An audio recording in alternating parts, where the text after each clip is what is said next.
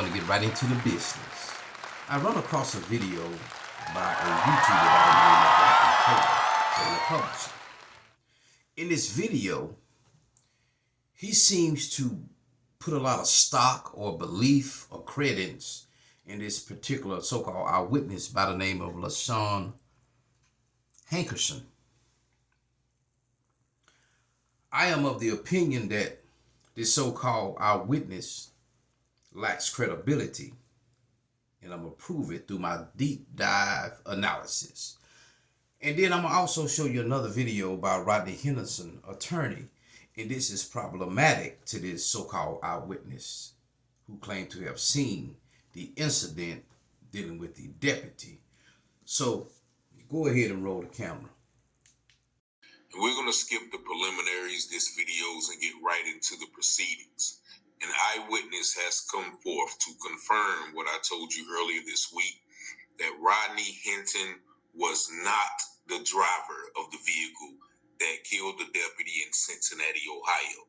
I want y'all to take a look at this right here. This is a Facebook post, and you see LaShawn Hankerson, and she is the eyewitness who saw it. You see her reply, "I promise to God I made a post, and everything the man was unconscious in the passenger seat, and it was an older lady driving. They kept asking who the driver was. She kept hysterically crying and falling out like she was in shock. She did that. They are trying to do that man in. I literally tried to get him out the car. He was stuck and not cleaned out, airbags out and all." And I'm going to show you another couple of posts from that same Facebook thread. Now, remember last week I told you that I received some inside information from a couple of sources that said there was a lady driving that vehicle that killed the deputy in Cincinnati after Rodney Hinton Jr. left the police department. Now, this post also pokes holes in the DA's, the police, the sheriff's theory in their timeline that they released to the public after indicting him on the charges and saying that they were going to seek the death penalty for our young brother. Now, after LaShawn made this post, the girl asked her, "Look, why don't you go down there and tell them what you saw?" And this is her response. "No love, Tila. If they aren't using cameras for evidence, they sure TF aren't going to listen to a black woman with a record. It was several of us right there that witnessed this ish. They didn't even care about the dude in the car. Me and one other lady was trying to help him. They didn't care about the black dude, only the officer." Now, you saw the video. When somebody asked LaShawn Hankerson, "Why don't you go to the police and tell them what you saw?" she stated, if they are not using the video footage from the universities and the cameras in the area, why would they believe her, a convicted felon? Now, here's my position. If you witnessed this along with 2 other people or 3 other people, why don't you have cell phone footage, videos, photos of what you witnessed?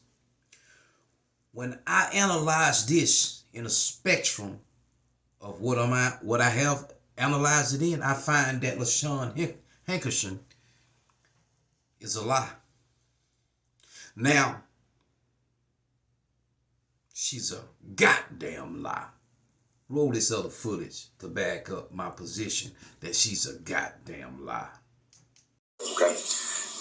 You don't know whether or not he was in his right mind at the time that he encountered Deputy Henderson on Martin Luther King Drive in Burnham Woods. You don't know that, do you? I'll object again, Your Honor. Well, Asked and answered a couple times. it's a different question.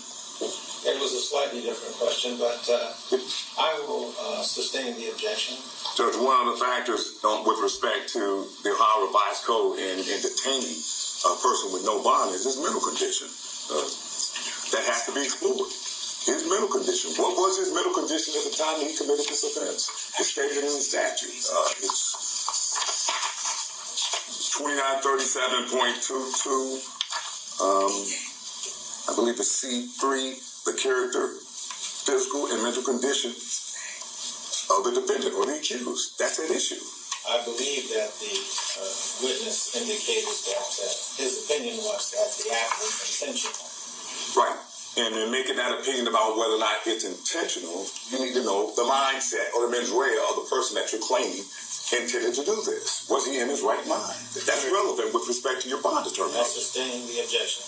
From the state, Your Honor, also, just for clarification, it's not the time of the event, it's the time of the history of the accused. So the actual intent at the time of this offense has no bearing upon this court's decision. I'm not saying that my client didn't try to intend to do this. That's not my position. One more question.